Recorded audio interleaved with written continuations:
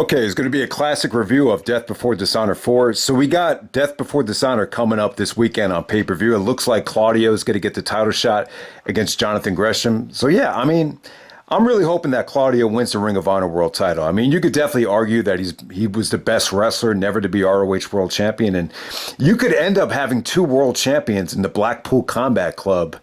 And Danielson won't even be one of those champions. So that should be really interesting if Claudio does, take the title on Saturday. But yeah, speaking of Claudio, he actually turned heel at the 100th show and joined Chris Hero in CZW. So yeah, Claudio is part of the combat zone in the Cage of Death in the main event of this show. So yeah, so let's get right down to it. This show took place in Philadelphia, Pennsylvania on July 15th, 2006. All right, so first match of the night, we have Seth Delay. How do you say his name? Seth Delay. Taking on Delirious. I don't remember much about this kid, Seth. I thought he looked really athletic, though, but I really don't remember anything else after this. But this was just a nice little victory for Delirious. Hits the shadows over hell. He actually makes him tap out. I really didn't think this show got off to a great start. Once you got past the first couple of matches, everything was pretty much gold from here on out. Next up, you got Colt Cabana teaming up with Jay Lethal to take on Jimmy Rave, and Sal Rinauro actually came out with like a bag over his head and joined the embassy. So if you don't remember Sal Rinauro, he actually was in the Wrestling Road Diaries documentary when him and Colt Cabana and Bryan Danielson went on, kind of a tour. So Sal, was mainly more of an FIP guy from what I remember. This got off to a slow start. I mean, this really just felt generic, and it really took forever to get going until Cabana got the hot tag. But after that, I thought Jimmy and Sal actually worked well together. There were some nice double team moves. Jimmy hit some really, really nice spears out of nowhere, and Jimmy actually gets a big victory there for the embassy. And we move on to the next match. We got Jay and Mark Briscoe actually taking on the Irish Airborne. This is a hell of a matchup right here because, Irish Airborne, they're great high flyers, and at that time, so were the Briscoes. I mean, there was some really good stuff here. Really nice double team work from Irish Airborne, and shout out to Honor Hammer. This kind of made me think of him. I remember we were actually at Final Battle 2011. He was sitting next to me, and one of the first matches, he was like, "Oh man, that's an Irish Airborne spot," and I was just like, "Really?" I just couldn't remember, but yeah, he actually pointed that out. So yeah, Irish Airborne was really known for just a lot of, great double team work.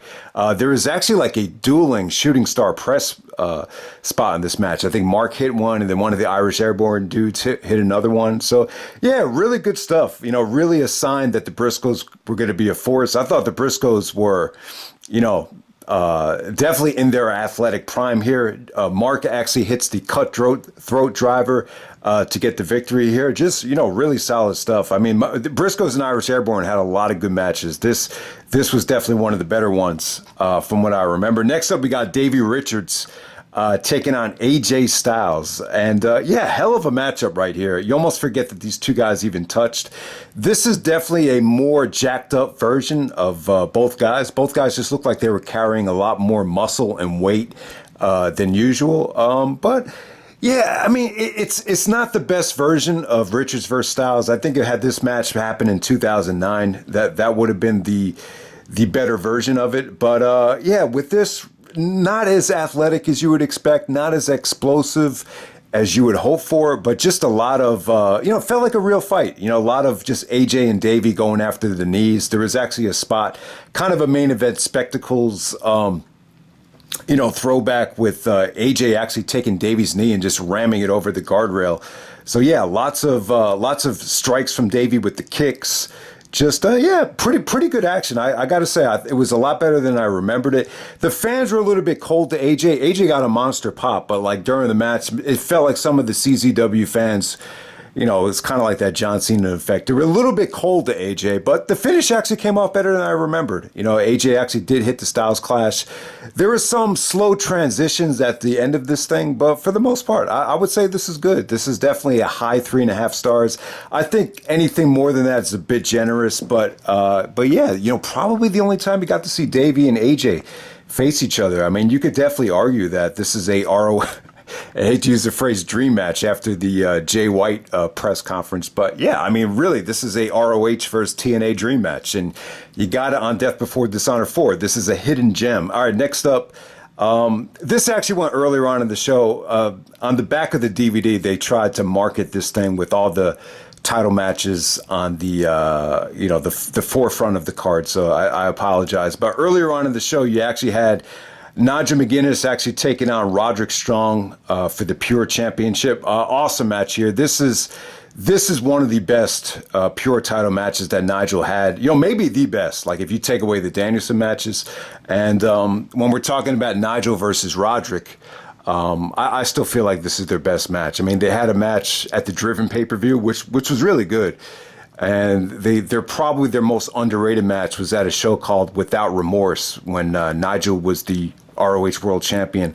I think it happened in Chicago in 2008. That probably is the most under the radar, but this is their best work together. I mean, they were able to have a pure title match and still make it feel exciting. A lot of times these pure title matches, they're not really that explosive and they're not that exciting, but here they were really able to blend the two. This is a combination of Roderick just being, trying to use his strength, trying to use his brute force to take out Nigel. Nigel's just trying to be slick and more of a cowardly heel throughout this whole thing, and it just really worked. I mean, this is the first time where I heard a holy shit chant for a rope break. I mean, it came off awesome here. And Roderick was actually throwing some stiff chops that actually got holy shit chants as well. But yeah, one of the most memorable sequence in this match is Strong actually does a sequence of, backbreakers. Nigel goes for the rebound lariat, hits it, stiff as hell, and then Roderick actually gets his foot on the rope for the second rope break, and that actually got a holy shit chant. So a holy shit chant for chops and the rope break. And the finish was good. The finish was really good. Actually, Nigel actually made it back to the ring right before the 20 count. He actually DDT'd Roderick on the outside right before the 20 count. So it was just one of those Nigel heel victories where he gets to win just by the skin of his teeth and retains the Pure title. One of Nigel's real last big matches as a heel. He would actually turn babyface the next month at Unified in the UK. So yeah, good stuff there. I apologize. That actually went on third, I believe. And then we have a Bryan Danielson and Jim Cornette promo. Great stuff there. Danielson and Cornette had a lot of chemistry. Danielson basically asked Cornette if he could become the CZW killer and join the main event and wrestle for ROH in the main event. And Jim Cornette agrees. Love the promo right there. That leads to Bryan Danielson defending the Ring of Honor World title against Sonjay Dutt. I really never knew this, but Sonjay was a CZW homegrown talent.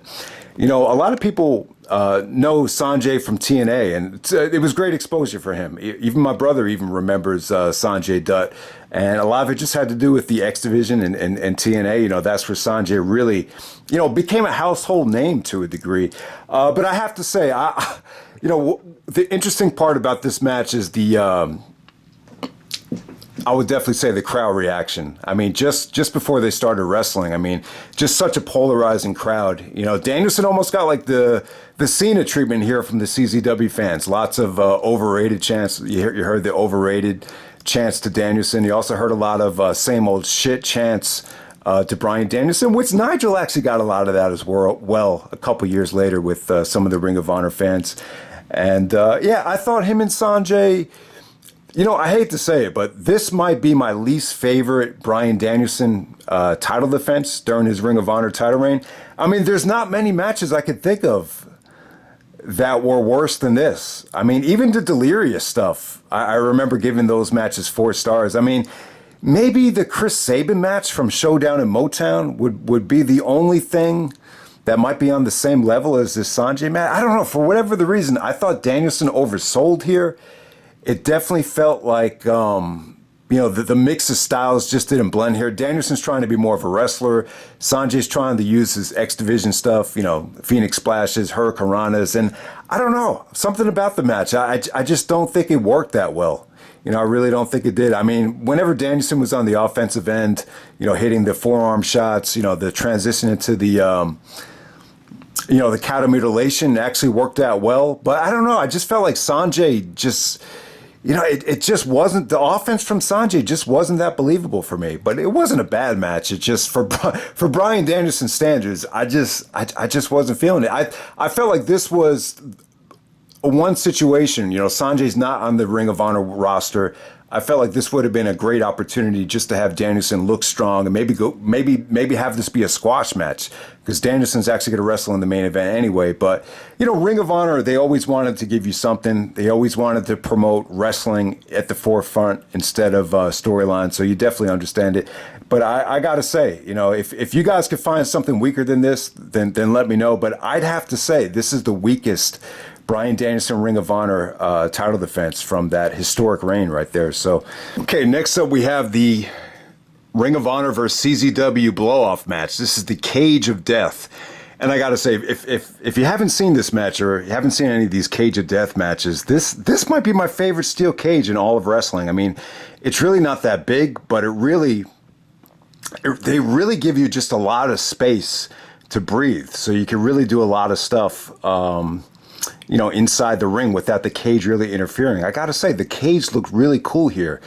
And, this whole ROH versus CZW feud, very well received. I think a lot of people look back on this like it's one of the best things Ring of Honor's ever done.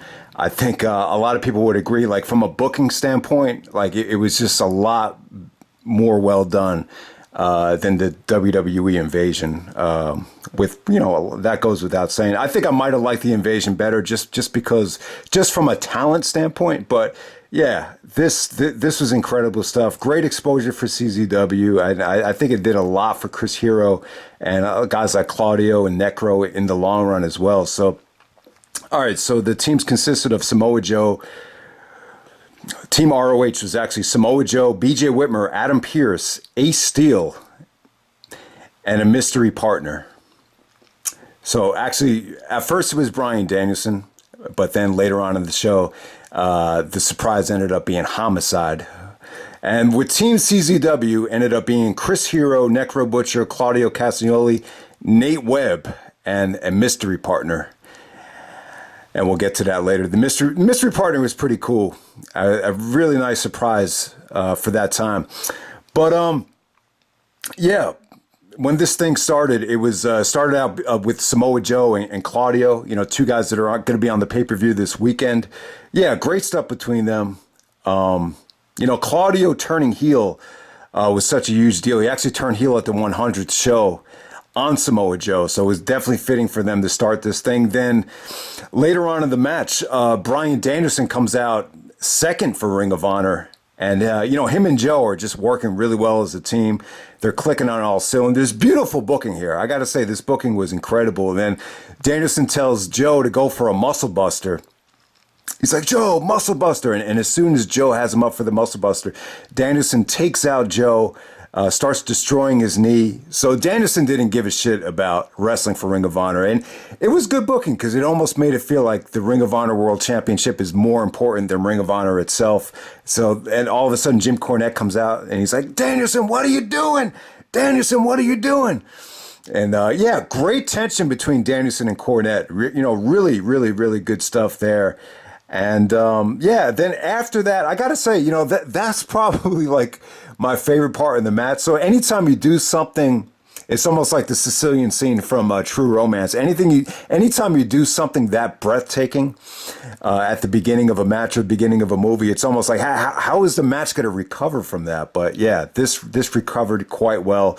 The CZW team was really dominant after that. Pretty much took control of this thing, and it's funny. Hero actually got on the mic. It's funny. Ace Steel actually interrupted Hero and hit him with the trash can right before he called Eddie Kingston out. But then Hero got back on the mic and said he will do anything to win this thing, even if it means making a deal with the devil. And Hero actually said, I want to bring out, my arch nemesis, or the guy that I fucking hate. And then he brings out Eddie. And then he brings out Eddie Kingston. Eddie Kingston was definitely a huge surprise. I think a lot of people didn't expect Eddie to be in this match because, the Hero and Eddie Kingston rivalry was so personal. I mean, they they did such a great job of selling the fact that they hated each other. I mean, I don't know if this boiled over into real life. You know, it felt like it did just based on some of the Eddie Kingston promos. But yeah, even when Eddie came out, like him and Hero still weren't getting along. And, you know, eventually that led to Homicide coming out. I got to say, man, I know some people think Homicide is like one of the worst Ring of Honor world champions ever. But I got to say, man, Homicide got some of the biggest pops in Ring of Honor history. I mean, he really did. I mean, for whatever reason, the Kill Bill theme merging with that Beanie Siegel theme, it just really worked. And once again, Homicide got a tremendous pop here. Yeah, I mean, he really came to save the day. And after Homicide came out, man, this match was just great. I mean, so many memorable spots. I got to say, my favorite part of the match is when Homicide is actually, you know, trying to hit Hero with these trash can lids on top of the cage. And Hero's just trying to protect himself. And he actually uses himself as a weapon by doing a moonsault off the top of the cage. It just came off great. Though that's one of those examples where just doing a moonsault just definitely made sense. It was the only way Hero could pretty much protect himself and stay in the match at the same time. So I thought that came off great. And, probably the guy that people won't really know that well in this match is actually Nate Webb. I mean, this guy looks like your typical CZW guy, a guy that just definitely did not have any Vince McMahon type of appeal. But I thought he was good here, man. He actually took some of the biggest chances in this match. He actually did a moonsault version of the Van Terminator. And he actually used his feet as a weapon to hit one of the guys with the trash can lid. It looked really cool. It looked really, really good. And trying to think of what else really stood out here. I mean, it's a tough match to break down because it was so long and there's just so many guys. It was just such a crazy brawl right here. But yeah, BJ Whitmer and Adam Pearce, you know, you got to give them credit too. I mean, and it really did make sense for Danielson to turn here because this is more of a, you know, brawlers type of feud. It's not a wrestling feud, so you understand it by going with guys like Whitmer, Pearce, and even Ace Steel, CM Punk's trainer. They were more fitting, you know, to be in this type of match. Yeah, lots of crazy spots. Just tremendous stuff here from everybody. The ending was great too. The ending actually featured Homicide and give Nate Webb credit. Him and Homicide did some really creative stuff. There's a lot of great counters to the cop killer. Ultimately, Homicide ends up hitting the cop killer onto Nate Webb. Webb goes through a board of barbed wire while taking the cop killer. So I thought that was definitely a great spot. I mean, Necro was great here too. Necro definitely took the most punishment. He was, nailing people with the cowbell, but at the same time, he took some really questionable bumps out there. You know, throughout this whole feud, Super Dragon wasn't in this match, but, got to give Super Dragon credit as well. He was in the 100 show. He did a lot of crazy stuff here. You know, guys put their bodies on the line, took questionable bumps throughout this whole feud. I mean, this really was definitely one of the highlights of Ring of Honor history. And then, I got to say, the booking with Danielson and Joe was great. And this is definitely one of the best things Gabe's ever booked. I mean, when you look at the aftermath, too, Jim Cornette actually promised Homicide 3 wishes. So Homicide's first wish was he wanted to get revenge on Steve Corino at a future date. So he was going to wrestle Steve Corino next time they came back to Philadelphia at a show called The Bitter End. The second wish was he wanted a Ring of Honor world title shot without, interference. Yeah, he would definitely get that at Final Battle. And then his third wish, and the fans actually knew it. They were chanting low key, bring back low key. But Jim Cornette said, I'm going to have a problem with that. And that's where everything changed here. So last time low key was in Ring of Honor, he actually kicked Jim Cornette. He actually busted out one of his teeth. So Jim Cornette said, is your name Homicide or is it Homicide? He said, because I'm not bringing back your lover. So yeah, I mean, it's crazy, man. It's a shame. I don't think low key ever came back to Ring of Honor after this. It really is a shame. But yeah. Homicide wanted, Jim Cornette to bring his friend back. And that just led to, Adam Pearce attacking Homicide. So Adam Pearce turns heel.